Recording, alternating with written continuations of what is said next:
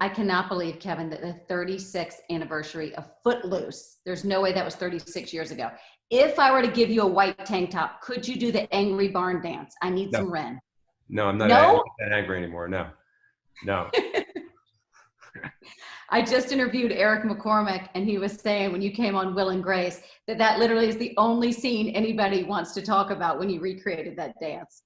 That was really fun. Eric was fantastic, and everybody on Will and Grace was great. You know, I was so impressed with that as being such an incredibly well-oiled machine, and the ability of those actors and writers and directors to mine every, you know, piece of comedy out of it. I was so thrilled to have been a part of it.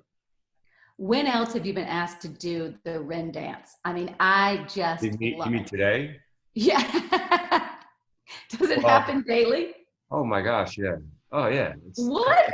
Yeah. No, of course. Yeah. It's like it's a thing, you know, and people will come up and they'll sort of do, I don't know, they'll do a little dancing, and yeah, I mean, but there was a time when it was like, I kind of was, I don't know, over it, but now, you know, I'm happy to embrace it. Not that I can dance that well, but yeah, I do get a lot of requests for that. If you had to look back on your career and pick a movie, like I just watched A Few Good Men the other night, that sticks out for you, a role that you love, or you could still recite the lines, is there one? I mean, there's been so many. Well, I definitely can't recite the lines for anything, because I mean, I kind of think of it like a hard drive. You know, it fills up, and then you dump everything off the back end. In fact, people will come up to me sometimes and just quote lines from movies that I've been in, and I have no idea what they're saying. You know, That would be me. Yeah, they'll be like, hey, pass the salt. I'm like, I don't know. I have no idea what you're saying. But yeah, I mean, it's weird because there are movies that you remember because the movie itself, you know, you were proud of or proud to be a part of. But then there's also movies that become a kind of like a template for a certain time in your life. You know, the child, or you know, being on a certain location, or whatever it is. I mean, I think a lot about Tremors because, well, for a few years ago, we tried to get it going as a television series, and shot a really, in my opinion, fantastic pilot that really should have gotten picked up, but ended up not getting picked up. And so I went back, and I don't really look at my old movies, but this one I did look at, and I got, you know, pretty familiar with it again, just because of, you know, developing the pilot. And first off, I always thought of it as kind of like a fun movie, and a lot of people really sort of respond to it as being fun. But I had a greater appreciation for it looking at it in retrospect, of everything about it, and the way that it was shot, and the humor and the scary and all that kind of stuff. And also, we were making that movie up in Lone Pine, California, and my wife was 9 months pregnant.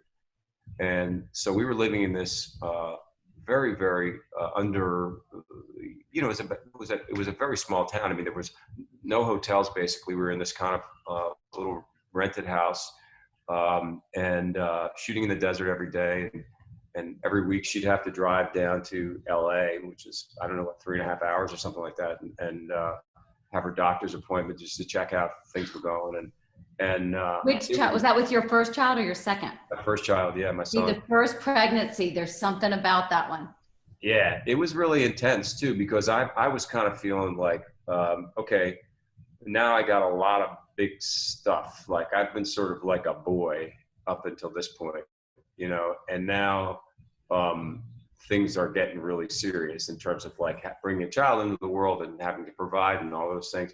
And I was doing this, you know, funny, you know, movie / scary movie about monsters. And I used to have these dreams back then. I would sometimes sleepwalk, and numerous times in Lone Pine, I would, in the middle of the night, pick my wife up in all, you know, 9 months of her, and carry her out of the house. In your sleep?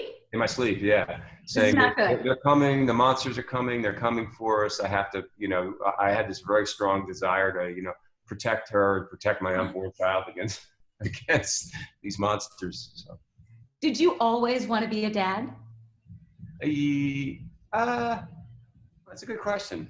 I think so. I mean, I think I definitely have yeah, I think I have that side of me. Yeah. I mean, I think that I started talking about kids. Kira's reminded me that I started talking about kids and having kids pretty early on in our relationship.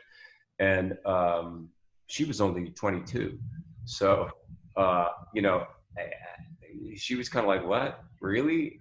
And I had real delusions of grandeur because I was thinking that we would have probably, 4 and then adopt 4 and That's what I used to think before you have the first one, right? You always say, I yeah, want 8 and I'm going to adopt yeah, 10.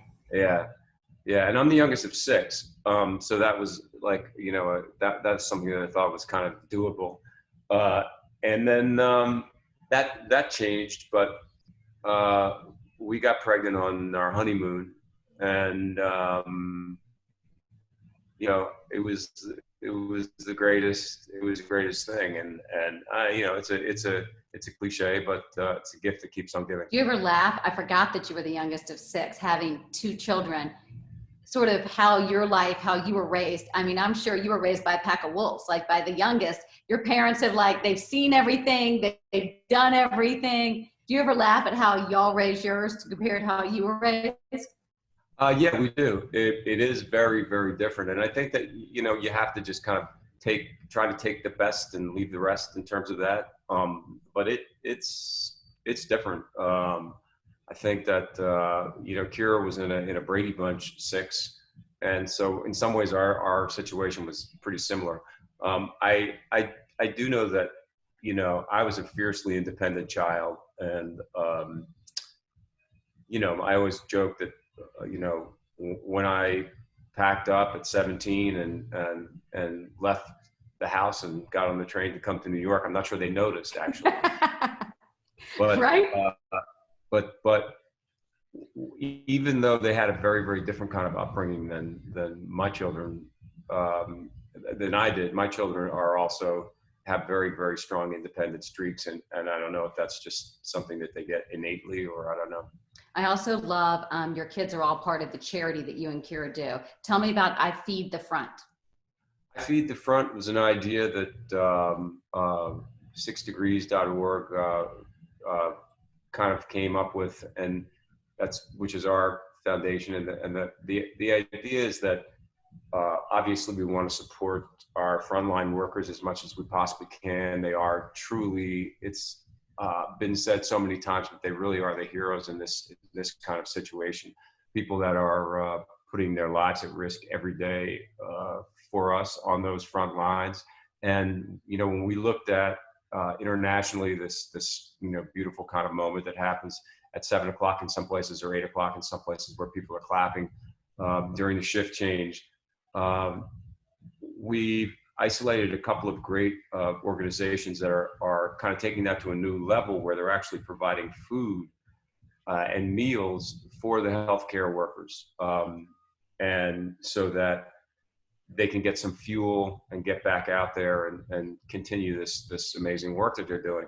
And what's really cool about it is that the money raised not only supports the healthcare workers in terms of them having a great, fun, delicious meal, but it also supports these local restaurants that are struggling. Obviously, they had to close down a lot of them, and the restaurants are providing the food and dropping it off at the hospitals and healthcare centers. So it's with a very small donation, you can provide a meal or 2 meals or 10 meals or 1,000 meals or whatever you want to provide for healthcare workers, and at the same time support local restaurants. And how can people get involved, Kevin? Yeah, 6degrees.org is where to go. 6degrees.org. There's also probably links to my Instagram and other places like that. And real easy. We make it real easy to make a donation, and 100% of it's going to go to help. If you see somebody that or somebody that's been affected by this thing and you want to help out, this is a